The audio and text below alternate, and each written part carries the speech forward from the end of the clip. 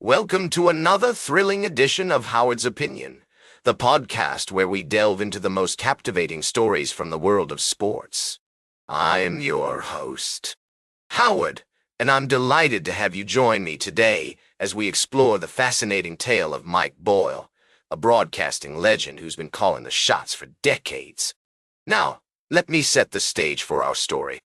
Imagine a man with an unbridled passion for sports, a true master of his craft, who spent his life behind the microphone, painting vivid pictures with words that transport listeners to the heart of the action. That man is Mike Boyle, and his remarkable journey is one you won't want to miss. Boyle's story begins on the East Coast, where he grew up listening to baseball games on the radio, mesmerized by the likes of Dave Niehaus and Bob Robertson. These broadcasting icons inspired him to pursue a career in sports journalism, and boy, did he ever make his mark. With stints as a Creme TV sports anchor, reporter, and even a walk-on with the Colorado State basketball team, Boyle's experience is as diverse as it is impressive.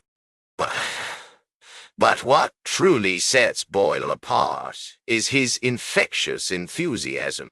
He approaches every game with the same level of passion and energy that he had when he first started out.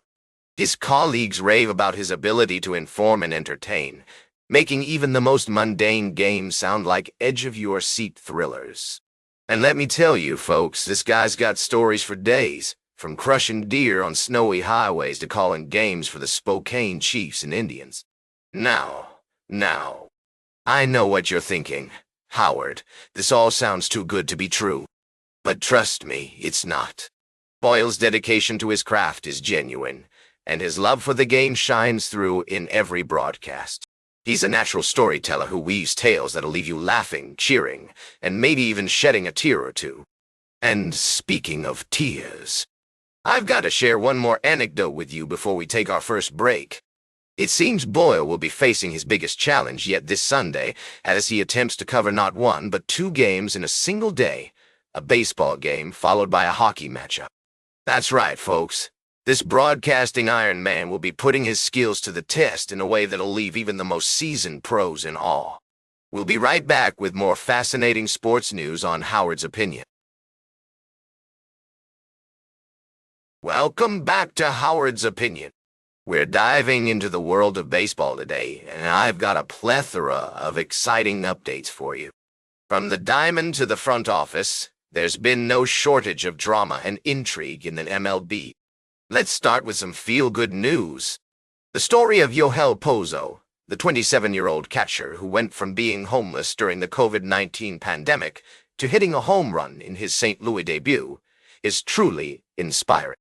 It's a testament to the power of perseverance and the opportunities that baseball can provide.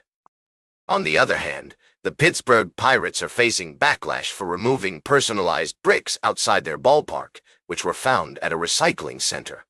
This move has sparked outrage among fans, who feel that the team is disregarding its history and heritage.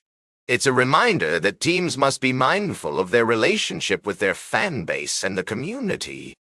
In other news, scouts from Japan and Korea are keeping a close eye on Orioles starter Dean Kremer, who could potentially command more money overseas than in MLB free agency next winter.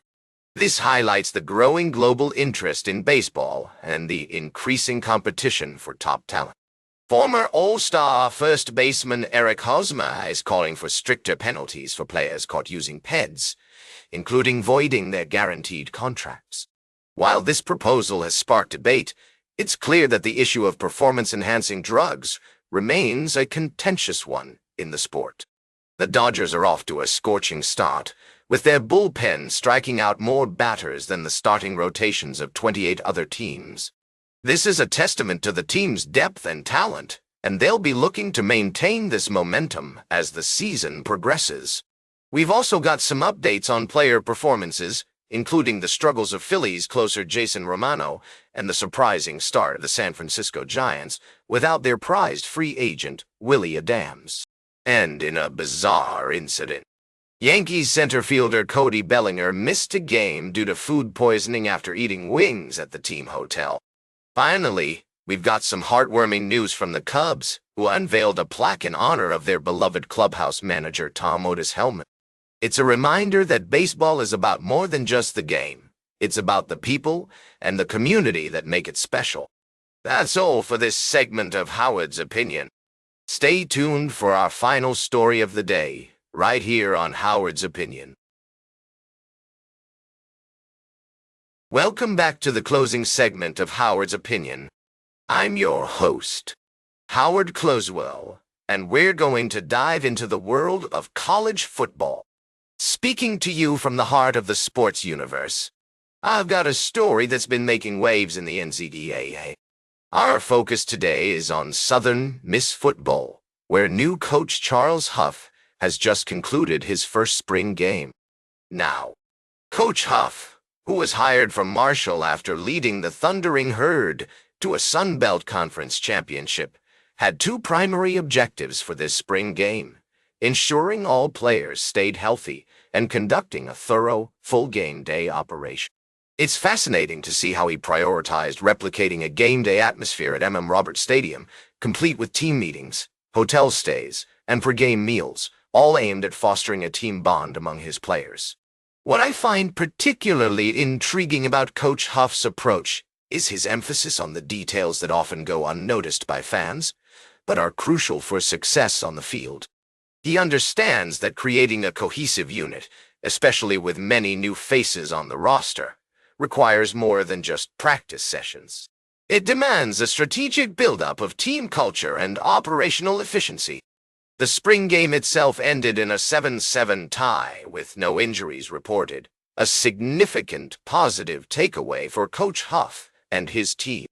The performance of Southern Miss's wide receivers was notable, with seniors Bralon Brown and Davis Dalton making key contributions to the offense. Their feedback on the new routes and schemes being implemented is promising, suggesting an improvement over previous seasons. Coach Huff has also made it clear that he intends to prioritize defense, particularly focusing on additions to the defensive line through the transfer portal. This strategic move indicates his awareness of the team's current strengths and weaknesses and his proactive approach to addressing them. As we wrap up today's discussion on Southern Miss football and Coach Charles Huff's inaugural spring game, it's evident that there's a lot to look forward to in the upcoming season. The combination of experienced players, new recruits, and a seasoned coach like Huff could spell success for the Golden Eagles. That's all for today's Howard's Opinion. Remember to like, share, and subscribe. And until next time, these are some of my humble thoughts. Stay informed, stay engaged, and let's keep the conversation going about the sports stories that matter.